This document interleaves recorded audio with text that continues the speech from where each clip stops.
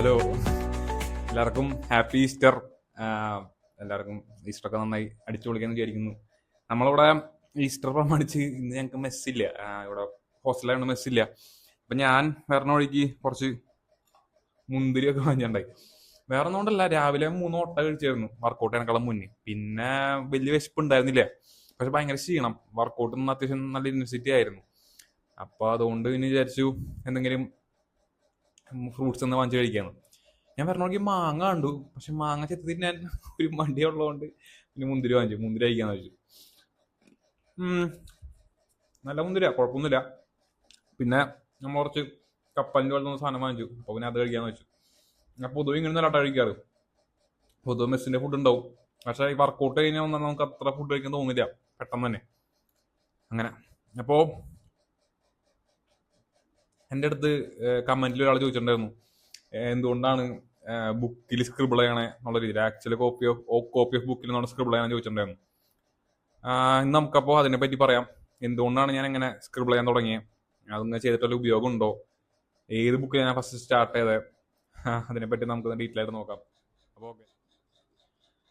അതിന് മുന്നേ ഒരു കാര്യം, വേറൊന്നല്ല, ഒരു ജോലി എളുപ്പമല്ല, അല്ലെങ്കിൽ ഒരു പണി എളുപ്പമല്ല നമ്മുടെ അടുത്ത് പണ്ട് കുറെ ആൾക്കാർ പറഞ്ഞിട്ടുണ്ട്. എൻ്റെ അടുത്തും കുറെ പേര് പറഞ്ഞിട്ടുണ്ട്, ഒരു ജോലി നിസ്സാരമായി കാണരുത്, എല്ലാത്തിനും അതിൻ്റെതായ പണിയുണ്ട് എന്ന് കുറെ പേര് എൻ്റെ അടുത്ത് പറഞ്ഞിട്ടുണ്ട്.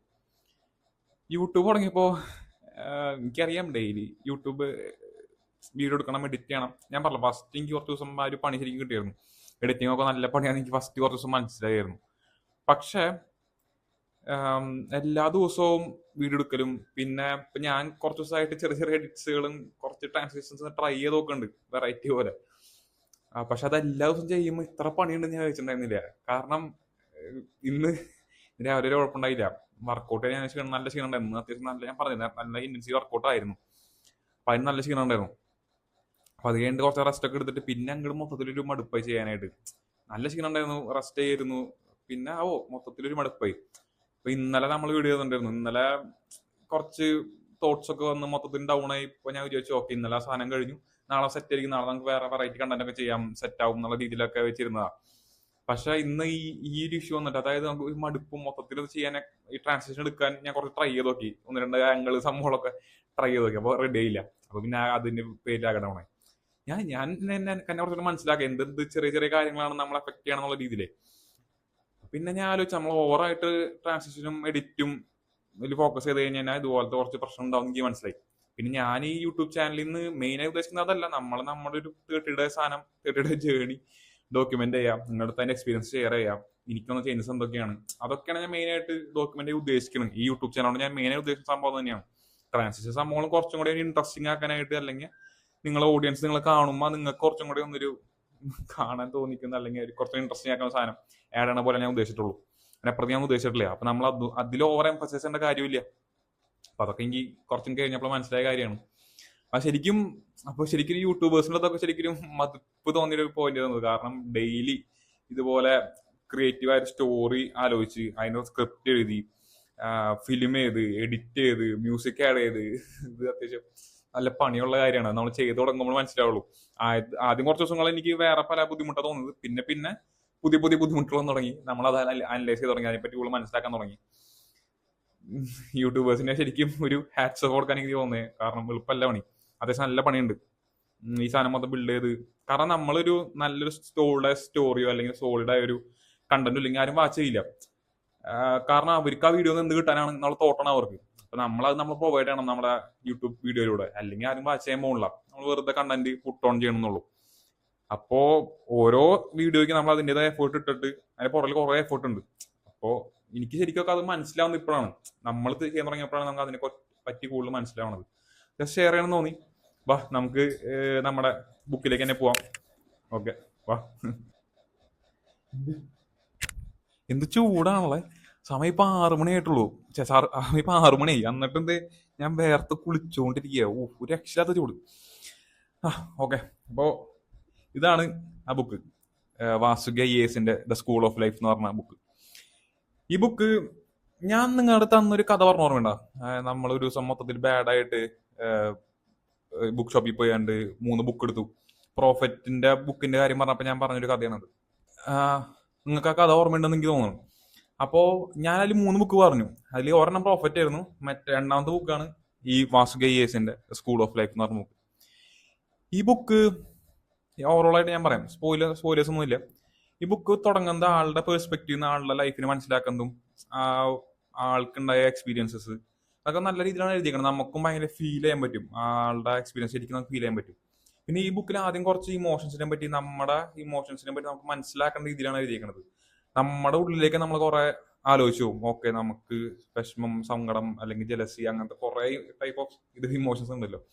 ഇത് മൊത്തം നമുക്ക് എപ്പോഴൊക്കെയാണ് ഫീൽ ചെയ്യുക, അതിനെപ്പറ്റി കുറച്ചും കൂടെ ഡെപ്തിലേക്ക് നമ്മൾ തന്നെ ആലോചിച്ച് കൊണ്ടുപോകും. അത് ഈ ബുക്കിന്റെ മെയിൻ അഡ്വാൻറ്റേജ് എനിക്ക് തോന്നി. കാരണം എന്നെ പറ്റി കുറച്ചും കൂടെ കൂടുതൽ എനിക്ക് മനസ്സിലാക്കാൻ ഈ ബുക്ക് എന്നെ സഹായിച്ചിട്ടുണ്ട്. പിന്നെ അതിന് ശേഷം കുറച്ചും കൂടെ കഥ ആളുടെ ലൈഫിനെ ഇത് ചെയ്യും. പിന്നെ ആളുടെ കുറച്ച് പെർസ്പെക്റ്റീവ് ചേഞ്ച് സംഭവം. പിന്നെ കുറച്ച് കഴിയുമ്പോൾ വേറൊരു ലെവലിലേക്ക് ഈ ബുക്ക് അങ്ങോട്ട് പോകും.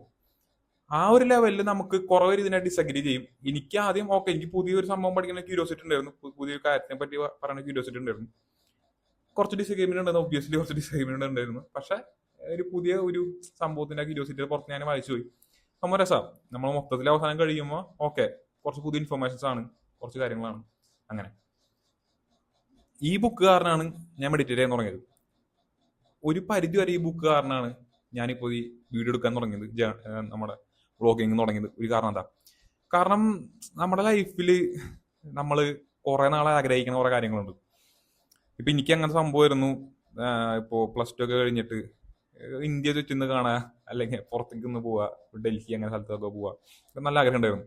ഡിഗ്രി പഠിക്കുന്ന സമയത്തും ആഗ്രഹം ഉണ്ടായിരുന്നു, മനസ്സിനുള്ളിൽ ഉണ്ടായിരുന്നു. പക്ഷെ അതിനുള്ളൊരു ഓപ്പർച്യൂണിറ്റി കിട്ടിയിട്ടുണ്ടായില്ല എനിക്ക്.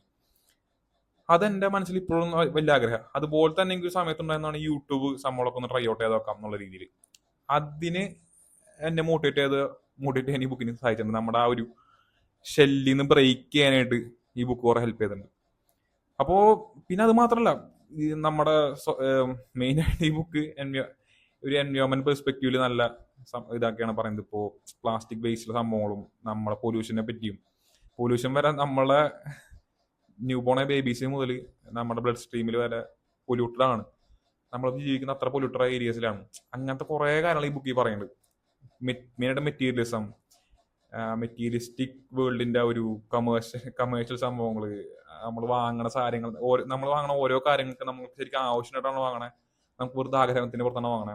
അങ്ങനെ കുറെ സംഭവങ്ങൾ ഈ ബുക്ക് ഡീപ്പായിട്ട് അനലൈസ് ചെയ്ത് പോകുന്നുണ്ട്. ഞാൻ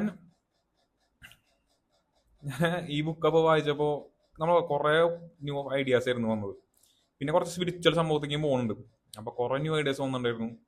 അപ്പൊ ഒരു പരിധി വരെ എന്റെ ശല്യം നിന്ന് ബ്രേക്ക് ചെയ്യാൻ കുറെ സഹായിച്ചിട്ടുണ്ട്. ഞാൻ എങ്ങനെയാണ് ഞാൻ പറഞ്ഞില്ലേ, തുടങ്ങിയത് അത് കാരണം തന്നെയാണ്. അപ്പൊ നിങ്ങൾ ഇതുവരെ ബുക്ക് വായിച്ചു നോക്കിയിട്ടില്ലെങ്കിൽ എന്തായാലും ഈ ബുക്ക് വായിച്ചു നോക്കാൻ പറയും. ശരിക്കും സ്കൂൾ ഓഫ് ലൈഫ് എന്ന് പറയുന്നതിന് പക്ക ആപ്റ്റർ ടൈറ്റിൽ തന്നെ ആയിട്ട് എനിക്ക് തോന്നിയേക്കണേ. നിങ്ങൾ ഇതൊരു വായിച്ചിട്ടില്ലെങ്കിൽ ട്രൈ ഔട്ട് ചെയ്ത് നോക്കും. നല്ലൊരു എക്സ്പീരിയൻസ് ആയിരിക്കും. എന്തായാലും നല്ല എക്സ്പീരിയൻസ്. എന്തെങ്കിലുമൊക്കെ നിങ്ങൾക്ക് ഈ ബുക്കിൽ നിന്ന് എടുക്കാണ്ട്. അവസാനം ആള് പറഞ്ഞ ലൈൻ ഉണ്ട്, നിങ്ങൾ ഈ ബുക്കിൽ നിന്ന് ഒന്നും എടുത്തില്ലെങ്കിലും ജസ്റ്റ് മെഡിറ്റേഷൻ സ്റ്റാർട്ട് ചെയ്യാൻ പറയാനുണ്ട്. പക്ഷെ മെഡിറ്റേഷൻ സ്റ്റാർട്ട് ആയിട്ടാണെങ്കിലും ഞാൻ പറഞ്ഞില്ല, നമ്മൾ ഡോക്യുമെന്റ് ചെയ്യുന്ന പ്രോസസ്സ് ഇത്ര ദിവസത്തിന്റെ എനിക്ക് നല്ല ചേഞ്ചസ് തന്നെയാണ് ഉണ്ടായേക്കണത്. അപ്പോ അത് ഈ ബുക്കിനെ പറ്റി. ഈ ബുക്കിൽ തന്നെയാണ് ഞാൻ ഫസ്റ്റ് ആയിട്ട് ഇത് ചെയ്യാൻ തുടങ്ങിയത്, സ്ക്രിബിൾ ചെയ്യാൻ തുടങ്ങിയത്. ഓക്കെ, ഇനി സ്ക്രിബിളിങ്ങിനെ പറ്റി പറയാം. ബുക്കിൽ നമ്മൾ സ്ക്രിബിൾ ചെയ്യാൻ ഉദ്ദേശിക്കുന്നത് ബുക്കിൽ വരച്ചിടുക, അല്ലെങ്കിൽ മെയിൻ പോയിന്റ്സ് മാർക്ക് ചെയ്യാം. നമ്മുടെ തോട്ട്സ് എന്തെങ്കിലും ഉണ്ടെങ്കിൽ നമ്മുടെ സൈഡിൽ തോട്ട്സ് ചെയ്ത് വെക്കുക. ആ സംഭവങ്ങളൊക്കെയാണ് സ്ക്രിബിൾ ചെയ്യാന്ന് പറയുന്നത് ഞാൻ ഉദ്ദേശിക്കുന്നത്.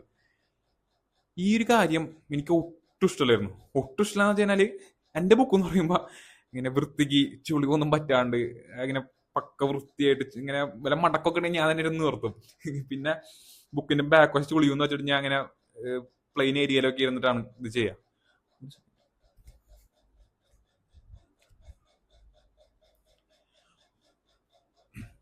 അപ്പോ എനിക്ക് അങ്ങനെ അത്ര ഒരു നീറ്റ്നെസ്സിൽ കൊണ്ടുനടക്കണം എനിക്ക് ഭയങ്കര താല്പര്യം.